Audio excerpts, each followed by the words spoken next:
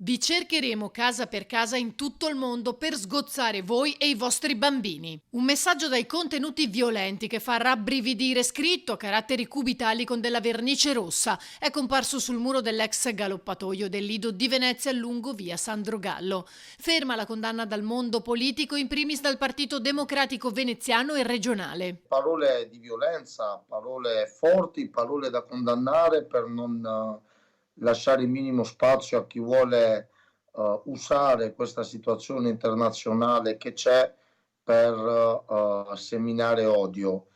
Dalle fonti in nostro possesso, da poco è stata installata una telecamera lì in zona, nei pressi di una strada. Ci auguriamo che ci si attivi a più presto. La speranza è proprio quella di trovare i responsabili grazie alle immagini delle telecamere di videosorveglianza.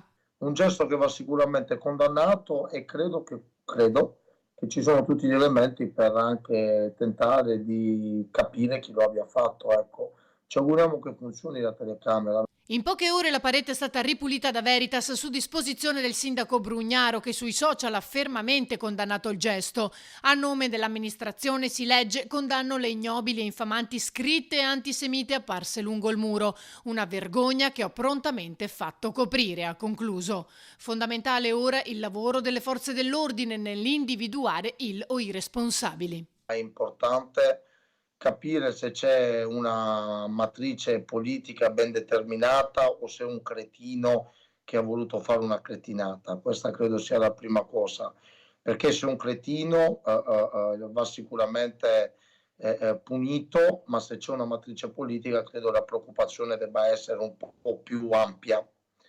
E dopo, come minimo, scuse pubbliche, andare a ripulire il muro e dire sono un cretino, non volevo offendere nessuno.